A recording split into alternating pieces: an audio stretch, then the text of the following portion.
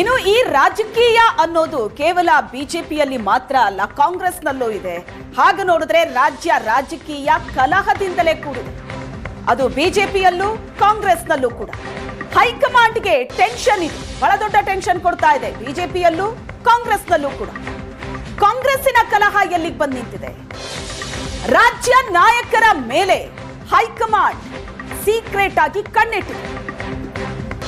Last time ಈ ರೀತಿ ಗೊಂದಲಗಳ ಆದಾಗ್ಲೇ Mallikarjun Kharge warn ಮಾಡಿದ್ರು, ಬಹಿರಂಗ ಹೇಳಿಕೆಗಳನ್ನ ಕೊಡೋ ಹಾಗಿಲ್ಲ, ಪಕ್ಷಕ್ಕೆ ಮುಜುಗರ ತರಬೇಡಿ, ಗಪ್ ಚುಪ್ ಅಂತ.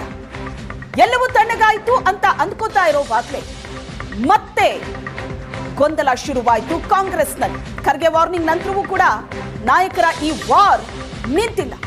ಸಚಿವರು ಶಾಸಕರ ನಡೆ ನುಡಿ ಮೇಲೆ ಹೈಕಮಾಂಡ್ ಈಗ ಕಣ್ಣಿಟ್ಟಿದೆ. ಹೀಗೆ ಬಿಟ್ರೆ ಇದಾಗೋದಲ್ಲ. ಬಹಳ ದೊಡ್ಡ ಬಹುಮತದೊಂದಿಗೆ ಕಾಂಗ್ರೆಸ್ ರಾಜ್ಯದಲ್ಲಿ ಅಧಿಕಾರಕ್ಕೆ ಬಂದಿದೆ, ಯಶಸ್ವಿಯಾಗಿ ಗ್ಯಾರಂಟಿಗಳನ್ನ ಜನರಿಗೆ ಮುಟ್ಟಿಸಿದೆ. ಇಂಥ ಸಂದರ್ಭದಲ್ಲಿ ಪಕ್ಷದ ಒಳಗಿನ ಈ ಕಚ್ಚಾಟ ಪಕ್ಷಕ್ಕೆ ಬಹಳ ದೊಡ್ಡ ಹೊಡೆತ ಕೊಡುತ್ತೆ ಅಂತ ಹೈಕಮಾಂಡ್ ಮನಗಂಡು ಈಗ ಶಾಸಕ ಮತ್ತು ಸಚಿವರ ನಡೆನುಡಿ ಮೇಲೆ ಹೈಕಮಾಂಡ್ ಕಣ್ಣಿಟ್ಟಿದೆ. ರಾಜ್ಯ ಕಾಂಗ್ರೆಸ್ ರಾಜಕೀಯದ ಚಟುವಟಿಕೆಯ ವರದಿಯನ್ನ ಸಂಗ್ರಹ ಮಾಡ್ತಾ ಇದೆ ಹೈಕಮಾಂಡ್.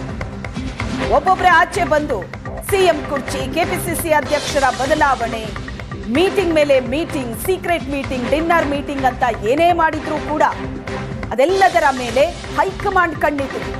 ಒಂದ್ ಕಡೆ ಸಿಎಂ ಡಿಸಿಎಂ ವರದಿ, ಅದರ ಜೊತೆ ಬೇರೆ ಬೇರೆ ರೂಪದಲ್ಲೂ ಕೂಡ ವರದಿ ಸಂಗ್ರಹ ಮಾಡ್ತಾ ಇದೆ ಹೈಕಮಾಂಡ್. ಬಣ ನಾಯಕರ ದೂರಿನ ಹೊರತಾಗಿಯೂ ಕೂಡ ಮಾಹಿತಿಯನ್ನ ಸಂಗ್ರಹಿಸ್ತಾ ಇದೆ.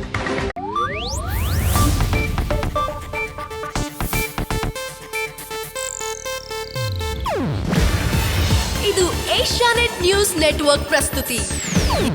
ನೀವು ನೋಡ್ತಿದ್ದೀರಾ ಏಷ್ಯಾನೆಟ್ ಸುವರ್ಣ ನ್ಯೂಸ್.